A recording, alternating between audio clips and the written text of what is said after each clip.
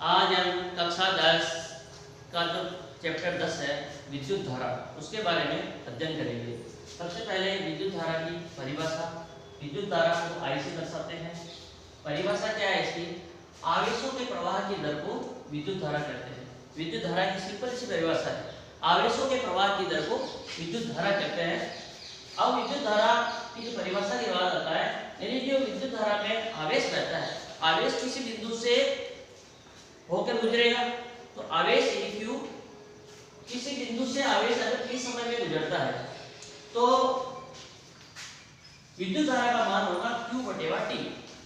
आवेश q आवेश किस समय में किसी बिंदु से गुजरता है तो विद्युत धारा का सूत्र बन जाएगा I q/t, यानी I बराबर हो जाएगा N/T। N का मतलब होता है q बराबर होता है Ne। N क्या है? इलेक्ट्रॉनों की संख्या और E है इलेक्ट्रॉन पर आवेश। अब ये इलेक्ट्रॉन पर जो आवेश का जो मान है वो फिक्स होता है, जैसे पाई का मान 22/7 या 3.14 होता है। उसी प्रकार से इलेक्ट्रॉन पर आवेश का जो मान होता है वो 1.6 × 10⁻⁻19 कूलाम। कूलाम क्या है? आवेश का मात्रक। अब इसी प्रकार से इसका मात्रक भी बन सकता है, आवेश यानी कूलाम और टी यानी सेकंड, यानी कूलाम/सेकंड इसका मात्रक होता है। इसी प्रकार से अन्य मात्रक है इसका एम्पियर। विद्युत धारा का मात्रक है एम्पियर। अब इसके बाद आता है विभवांतर। अब विभवांतर की भी बहुत इंपॉर्टेंट परिभाषा है, बोर्ड में अधिकतर पूछी जाती है। तो विभवांतर क्या है? किसी विद्युत परिपथ में एकांक धनावेश को एक बिंदु से दूसरे बिंदु तक ले जाने में किया गया कार्य उन दोनों बिंदुओं के बीच विभवांतर कहलाता है। यानी कोई बिंदु A है और उस पर आवेश को कहां ले जा रहे हैं? एकांक धनावेश को B बिंदु पर ले जा रहे हैं, तो एक बिंदु से दूसरे बिंदु पर ले जाने में जो कार्य होता है वो विभवांतर के बराबर होता है। यानी VA - VB, यानी पहले पॉइंट से दूसरे पॉइंट तक ले जाने में जो कार्य होता है वो होता है W/Q, और इसको बोलते हैं विभवांतर। और विभवांतर का मात्रक होता है वोल्ट। और अब इसके बाद आता है विभिन्न प्रकार के जो विद्युत परिपथ के जो कुछ अवयव है, उन अवयवों के बारे में हम अध्ययन करेंगे। अब जो विद्युत परिपथ के जो अवयव है वो मुख्य जो अवयव है उनके बारे में हम जानकारी लेंगे। अब प्रमुख अवयवों में सबसे पहले आता है अपना विद्युत सेल या बैटरी। सबसे पहला आता है सेल या बैटरी। ये इस प्रकार की एक बैटरी होती है जिसको विद्युत सेल भी बोलते हैं, बैटरी बोलते हैं। अब बैटरी में दो भाग है, एक तो धनात्मक और एक होता है ऋणात्मक, जिसमें प्लस या माइनस का निशान इसमें लगा हुआ रहता है। और अब ये जो निशान है, इसका जो प्रतीक है विद्युत, इसका प्रतीक, ये इसका प्रतीक है। इसमें जो लंबी लाइन है वो प्लस की होती है हमेशा, और छोटी वाली जो लाइन होती है वो माइनस की होती है। यानी ये इसका प्रतीक चिन्ह है। धनात्मक लंबा और जो ऋणात्मक है वो क्या होता है? इसमें छोटा दर्शाया जाता है। अब अगर वैसे याद नहीं रहे तो धन हमेशा बड़ा, ऋण हमेशा, ऋण पहले माइनस में है, माइनस है यदि छोटा है तो जो छोटा है वो माइनस और जो बड़ा है वो प्लस। अब इसमें धारा का जो प्रवाह है किधर से होता है?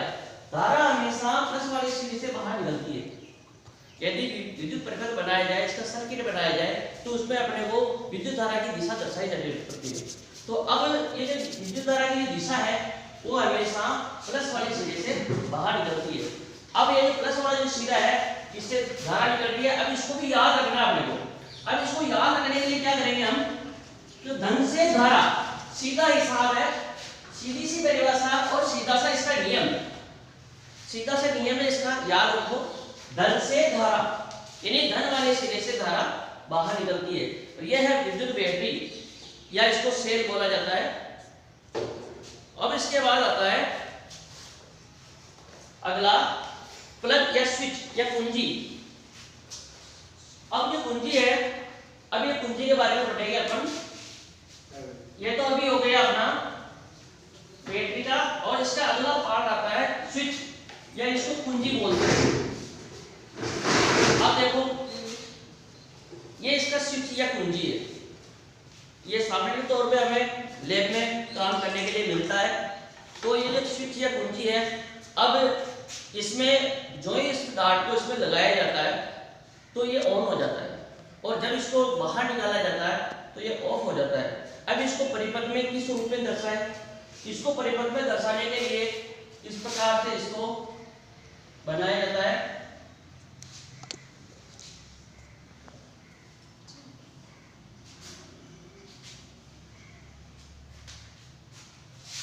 और ये ऑन अवस्था में, अगर बीच में पॉइंट है इसके तो ये ऑन अवस्था में है, और अगर इसके बीच में पॉइंट नहीं है तो ये ऑफ अवस्था में होता है। यानी हम एक स्विच के बारे में पढ़ेंगे। स्विच आता है ऑन या ऑफ अवस्था में।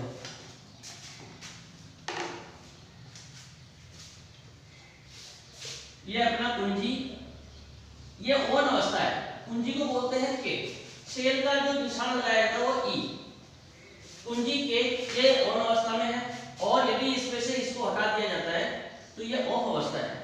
कुंजी के की कौन सी अवस्था हो गई है? ऑफ अवस्था हो गई। तो इस प्रकार से ये दूसरा अवयव है वो है कुंजी या स्विच। और अब इसके बाद आता है तीसरा अवयव, धारा नियंत्रक। ये इस प्रकार धारा नियंत्रक का एक उपकरण है, और ये जो धारा नियंत्रक है इसमें धारा को नियंत्रित किया जाता है। इसमें धारा की मात्रा बढ़ाई या घटाई जा सकती है। तो बढ़ाने घटाने के लिए जो उपकरण काम आता है वो है धारा नियंत्रक। अब इसमें इसको अपन आगे पीछे खिसका के धारा को कम या ज्यादा कर सकते हैं, और ऐसा जो उपकरण है वो कहलाएगा धारा नियंत्रक। अब जो धारा नियंत्रक है, धारा बह रही है तो धारा को मापने के लिए भी एक उपकरण आता है, और धारा को मापने के लिए जो उपकरण है उसका नाम है एमीटर। इस प्रकार से एमीटर आता है, उसमें भी प्लस और माइनस के साइन लगे हुए होते हैं दो। इसमें इनको बोलते हैं स्विच या इसका पेज। एक प्लस वाला होता है, एक माइनस वाला होता है, और इसके अंदर ए शब्द लिखा हुआ है। ए क्या है? एमीटर है, और इसके अंदर सामान्य जो मीटर होता है वैसा ही मीटर है इसके अंदर, और इसमें एक कांटा है, ये धारा की मात्रा को दर्शाता है। तो इस प्रकार से जो एमीटर है वो धारा का मापन करता है। जैसे परीक्षा में पूछा जाता है कि धारा का मापन करने वाला उपकरण कौन सा है, वो है एमीटर।